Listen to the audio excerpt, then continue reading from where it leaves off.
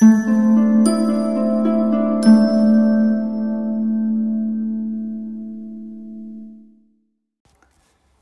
रंजन जी की कहानी अमरूद का पेड़। घर के सामने अपने आप ही उगते और फिर बढ़ते हुए एक अमरूद के पेड़ को मैं काफ़ी दिनों से देखता रहा हूँ। केवल देखता ही नहीं, इस देखने में और भी चीज़ें शुमार हैं। 3-4 साल में बड़े हो जाने, फूलने और फल देने के बाद भी उसकी ऊंचाई गंधराज या हरसिंगार के पेड़ से ज़्यादा नहीं बढ़ी। शुरू में तो परिवार के सभी लोगों ने उसके प्रति उदासीनता ही रखी, या कहूँ लापरवाही बरती तो गलत नहीं होगा। राम भरोसे पेड़ जब बड़ा हो गया और हमारे मकान का फ्रंट जब भरा भरा लगने लगा, तो सबसे पहले बाबू कन्हैयालाल की बूढ़ी पत्नी ने एक दिन टोका कि पश्चिम की तरफ अगर मकान का मुखड़ा हो और सामने ही अमरूद का पेड़, तो राम राम बड़ा शुभ होता है। अम्मा के चेहरे पर थोड़ा सा भय अपने कुनबे के लिए आया, पर मुझे विश्वास था कि इन सब पिछड़े ख्यालों का हमारे घर में गुजर नहीं हो सकेगा। माँ अजमेर में जेल कर चुकी हैं, लंबा जेल, सत्याग्रह के दिनों में। पिताजी खुद राजनीतिक सामाजिक उदारता वाले आदमी हैं। हमारी एक बुआ ने विवाह नहीं किया और पढ़ने लिखने में ही उन्होंने अपनी ज़िंदगी डुबो दी, और समाज उन्हें कोई चुनौती देने का साहस नहीं कर सका। एक को छोड़कर हम सभी भाइयों में खिलाड़ीपन है। चचेरे ने अंतर्जातीय विवाह, प्रेम विवाह किया है, और मुझे तरस आ गया है कि कन्हैयालाल की बूढ़ी पत्नी कैसी बेहुदा फूहड़ बात कहती है।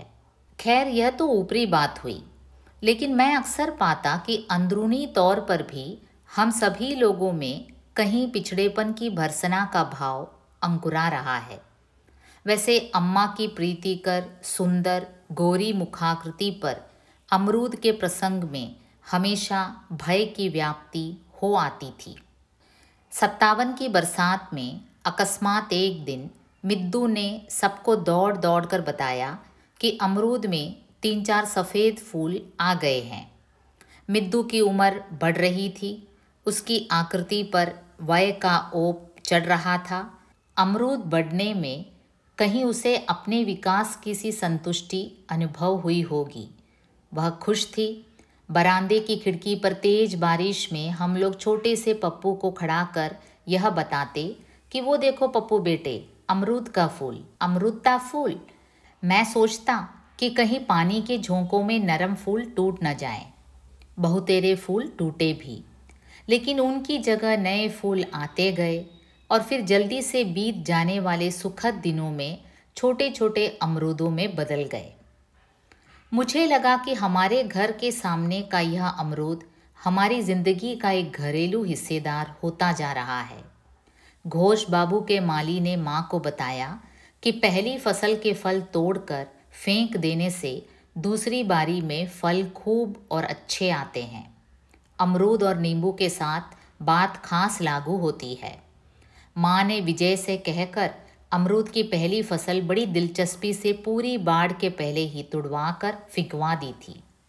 यह बात आसानी से महसूस की जा सकती थी कि माँ में विराट मातृत्व है और वह भविष्य के लिए प्रतीक्षा कर सकती है। उसी तरह जैसे हर माँ अपनी संतान के लिए दीर्घ प्रतीक्षा किया करती है, और फिर भी उसको अपना स्वप्न अधूरा लगता है। जो भी हो, मुझे प्रसन्नता हुई कि अपशकुनी विश्वासों की जहरीली छाया हमारे कोमल मीठे अमरूद तरु पर नहीं पड़ी। तोते का पिंजरा सुबह दरवाज़ा खुलने के साथ ही अमरूद की एक छोटी सी टहनी पर टांगा जाने लगा था। वह दोपहरी तक उस पर टंगा रहता। चुन्नू, मिद्दू और पप्पू ने फुर्ती से नाजुक फुनगियों तक चढ़ने की माहिरी इसी पेड़ से प्राप्त की। दशहरा, दीपावली, तीज त्योहार पर दादी की जीभ जब सूरन खाने को ललचती, तो अमरूद की पत्तियों में सूरन पकाकर स्वादिष्ट बनाने वाली ज़रूरत की पूर्ति भी वही पेड़ करता था। कहते हैं कि अमरूद की पत्तियों में सूरन को पकाने से सूरन गले में काटता नहीं है। लगने लगा था कि अमरूद का पेड़ जो हमारी एक बड़ी सुविधा है, या हमारे अंदर आत्मीयता को निरंतर धनिक बनाने वाला कोष।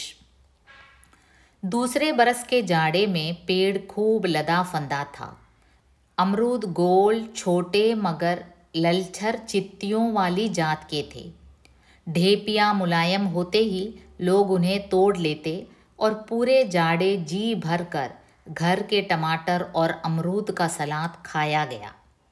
सुग्गे के लिए कई महीने खूब पके अमरूद उपलब्ध होते रहे और बाहर के मेहमान हमारे घर के अमरूदों में इलाहाबाद के अमरूदों की प्रसिद्धि का इत्मीनान कर लेते थे।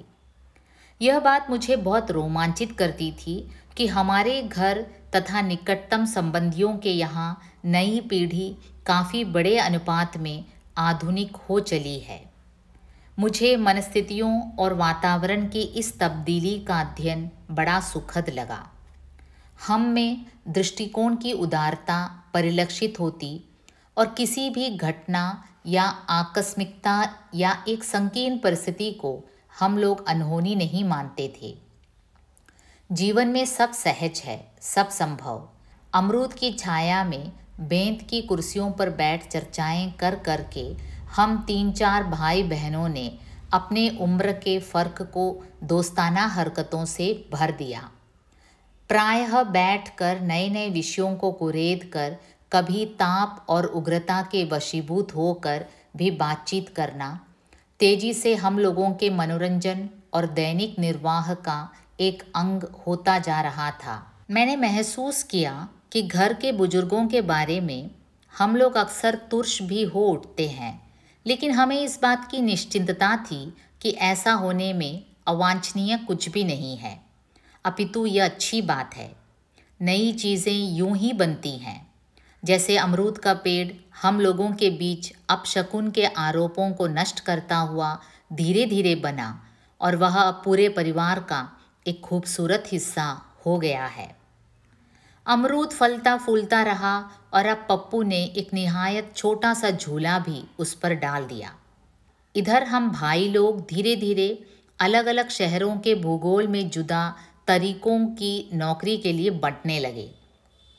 यह कोई असामान्य बात नहीं थी, सिवाय इसके कि घर से अलग होने में थोड़ा बहुत मानसिक क्लेश सबको होता था। जिस दिन मैं नौकरी पर जा रहा था, माँ रो रही थी, इसलिए मैं शीघ्रातिशीघ्र घर छोड़कर निकल जाने को तत्पर था। जमुना पुल पर डूबी हुई सांझ में नदी पर से भारी मन गुजरते हुए सबसे ज़्यादा माँ और अमरूद के पेड़ की याद आई। माँ की याद इसलिए क्योंकि वह दुर्बल है और हम लोगों को न समझ पाकर क्रमशः जड़ होती जा रही है, और अमरूद की याद इसलिए कि उसके माध्यम से मैं अपने अंदर एक जागृति का भान करता रहा। अमरूद का पेड़ मुझ में प्रतीकों का निर्माण किया करता और फिर एक नए संसार की कल्पना में मैं निमग्न हो जाता।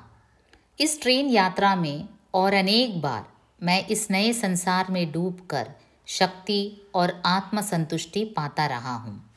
अमरूद के पेड़ के प्रति समर्थन और राग मेरे मन में यूं भी एकत्र हो आया, क्योंकि बाद में कई लोगों ने घर के सामने अमरूद होने को अशुभ बताया और पेड़ को तुरंत कटवा देने की सलाह दी।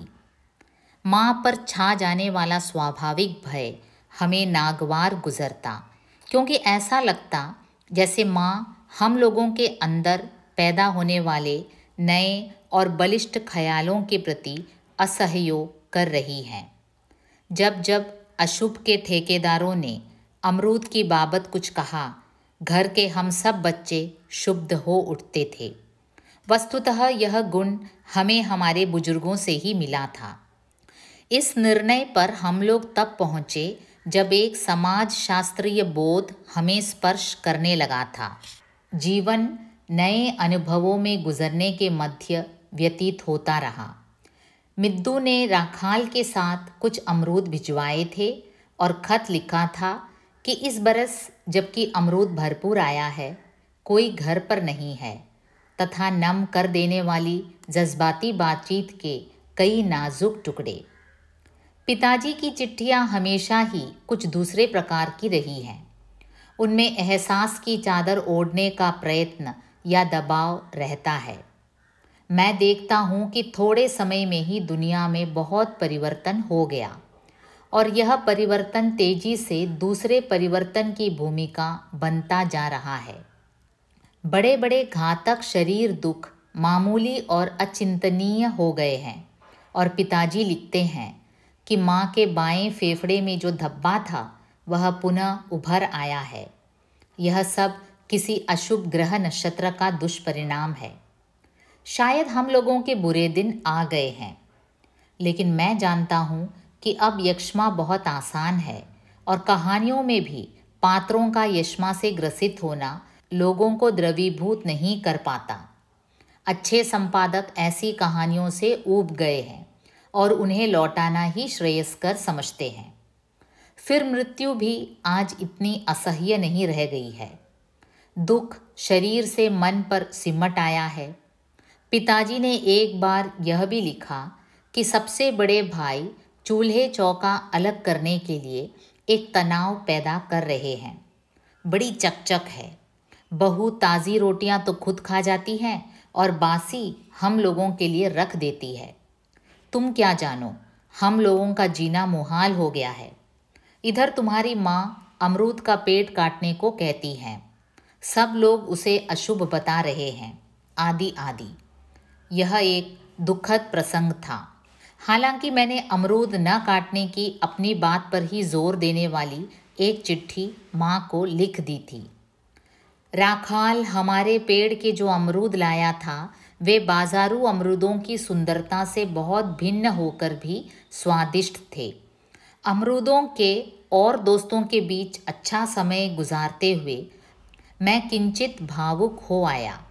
मुझे वे दिन याद आने लगे जब हम छोटे छोटे थे और सुबह दिन दोपहरी दूसरे बंगलों की चार दीवारियां कूदकर अमरूदों की चोरी किया करते और पकड़े जाने पर बुरी तरह गिड़गिड़ाया करते।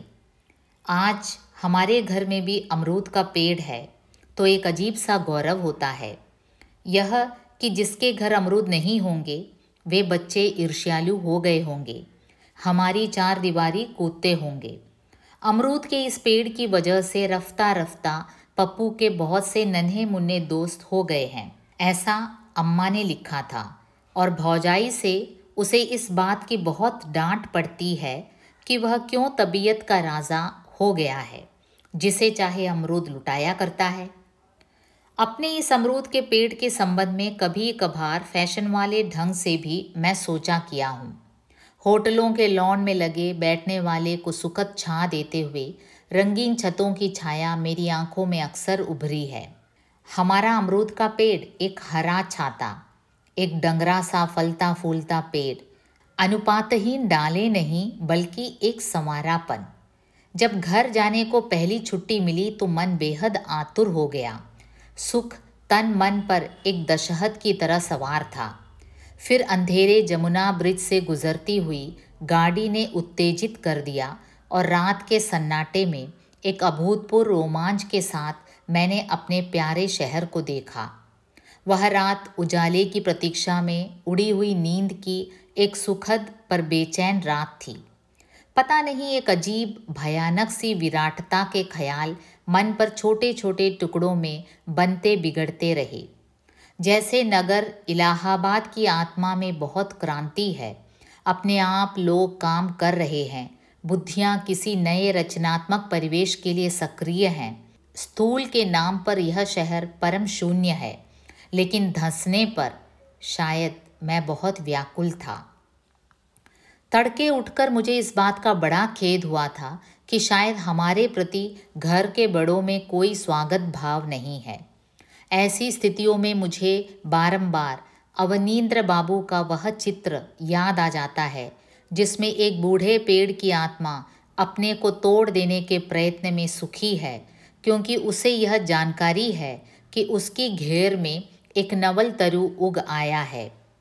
यह बात उतनी बुरी नहीं थी कि अमरूद के पेड़ को काटकर उसकी जगह एक और गुलदाउदी और दूसरी ओर केले की क्यारियाँ बना ली गई हैं।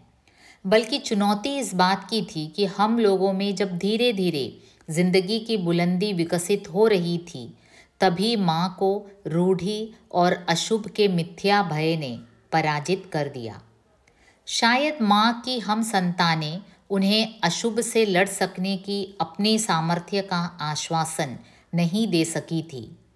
मैंने पाया कि वह भय जो माँ के चेहरे पर क्षणजीवी हुआ करता था, अब गहरा गया है।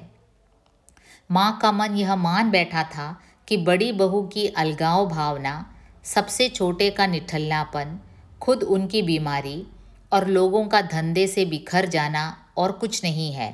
बहुत दिनों तक दरवाजे पर उसी अमरूद के पेड़ के लगे रहने का दुष्परिणाम है, जिसे काफ़ी पहले ही लोगों ने अशुभ बताया था। कुछ देर बाद मैंने साधारण तौर पर अमरूद की बाबत माँ से पूछा तो मिद्दू के गुस्से को सहारा मिला। उसकी कंडेल सी आंखों में एक छोटा सा तूफानी झोंका उठा बैठ गया। उसका मुंह फूल गया था। मेरे लिए तसल्ली बस इतनी थी कि मुझे उसका शोभ अच्छा लगा, क्योंकि यह शोभ मौजूदा सामाजिक परिस्थितियों में निहायत ज़रूरी है और क्योंकि यह जीवन का परिष्कार करता है, बशर्ते इस शोभ का संस्कार हो और उसे स्वयं पोसा तथा सहा भी जा सके। अम्मा ने मेरे प्रश्न का अपने ढंग से ठीक जवाब भी दिया। शायद उन्हें भी दुख था, बहुत दुख, इसलिए कि हम दुखी थे। मिद्दू गुस्सा थी, इसलिए नहीं कि उनसे कोई गलत काम हुआ है।